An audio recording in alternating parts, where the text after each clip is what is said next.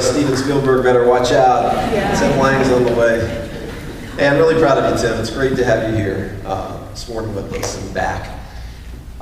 Hey, real quick, just one more thing really. My grandmother's here this morning, and our church started 10 years ago. This fall, we began officially meeting as a church at an outdoor service, and she has prayed every single day for our church and for you for 10 years. And she's here today, and yesterday was her 86th birthday.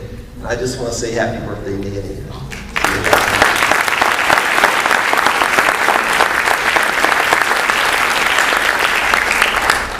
Well, it was good to be gone. We were gone for a week, went to the beach. Both of our travel days were Sundays, which we couldn't get out of from this trip, but ran into somebody here at Dulles this week who said, how was Hawaii? And I said, we went to North Carolina. And, North Carolina's nice, but he said, I thought you guys were in Hawaii for 2 weeks. And I said, no, we were in North Carolina for 1 week. But it was nice. It was good to be away. But maybe next time it'll be Hawaii. Hey, it's great to be back. I'm really excited to talk to you about this, so let's jump in. In Mark chapter 7, the gospel writer of Mark tells us an instance with Jesus that, I'll be straight up with you, really confused me. I still read scriptures, and I hope that these moments in scripture for you aren't faith stoppers. This really confused me. It was a mystery to me when I read this account. I've read it many times, but I was in Washington, D.C. one morning writing out some notes and spending time in scripture when this perplexed me. And it wasn't a faith stopper for me at all. But it certainly put me on this journey where for quite some time I've been just asking God, show me what this means, and I don't really get this. And so we're going to spend our time this morning as we continue the series God Is, looking at a particular attribute or characteristic of God. And today I want to talk about how God is still creating. God is always creating, and He's still creating. I think a lot of us, in our religious experience, we have been taught or conditioned to see God as creator in the past.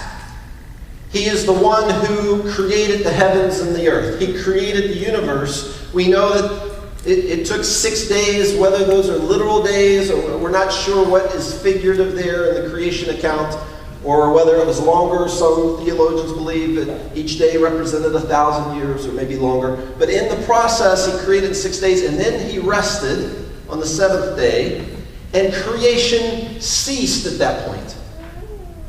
That at that point, the whole era of sin, man's attitude of selfishness, that the Bible calls sin, comes on the scene.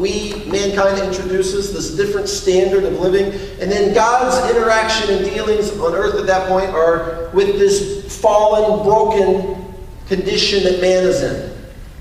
And that creation is way back in the early days when God made the heavens and the earth. I want to read from Mark 7 because we're fast forwarding now many centuries and through history to where Jesus is walking the earth, God in the flesh. God has come to visit mankind. And this is one of the many accounts that the gospel writer Mark gives us.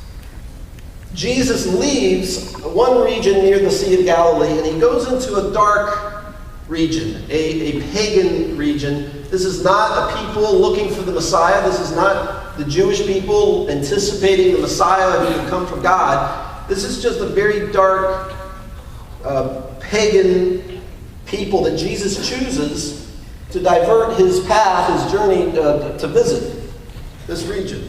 Then Jesus left the vicinity of Tyre and went through Sidon down to the Sea of Galilee and into the region of the Decapolis. There some people brought to Him a man who was deaf and who could hardly talk, and they begged Jesus to place His hand on them.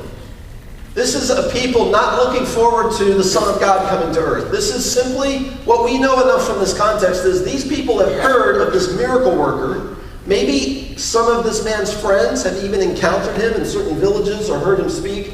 He leaves the crowds in awe, just continually, consistently, as Jesus goes from town to town and continues to bring healing and freedom to people.